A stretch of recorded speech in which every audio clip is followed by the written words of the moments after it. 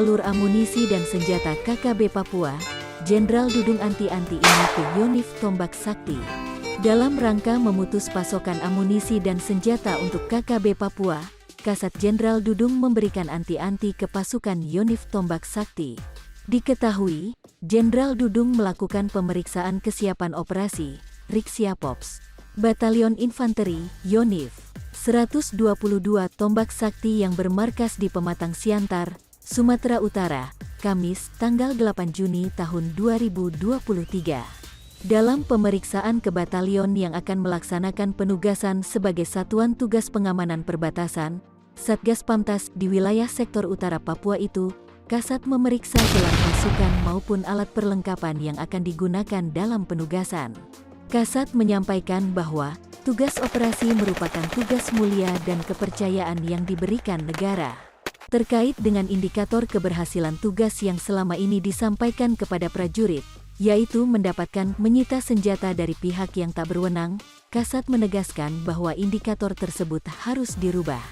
Didampingi Ketua Umum Persit Kartika Chandra Kirana, Ni.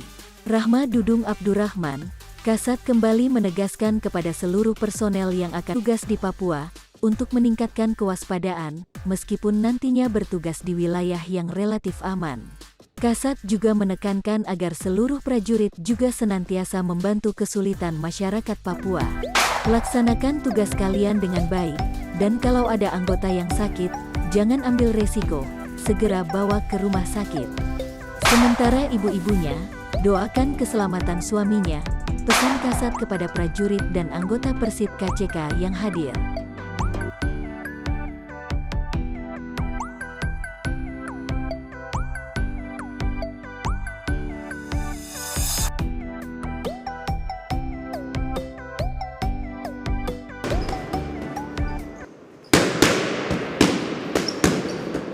Juru bicara TPN PB OPM Sebi Sambom angkat bicara menyikapi permintaan Polda Papua yang meminta pemerintah pusat agar tidak mencairkan alokasi dana desa, khususnya untuk distrik Nduga karena khawatir dana desa disalahgunakan untuk mendukung pembelian senjata api ilegal bagi KKB.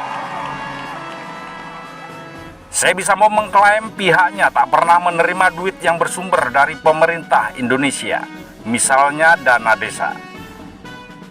Tidak pernah, polisi tidak bisa membuktikannya, karena kami tidak pernah terima dana bentuk apapun dari pemerintah Indonesia, melalui saluran apapun termasuk dana desa. Kecurigaan polisi sangat berlebihan, ujar Sebi Sambom. Lantas dari mana sumber uang operasional kelompok pro kemerdekaan Papua ini? Sebi Sambom mengatakan mereka kerja keras, seperti mendulang emas, jual hasil hutan, hasil tambang pasir, dan lain sebagainya.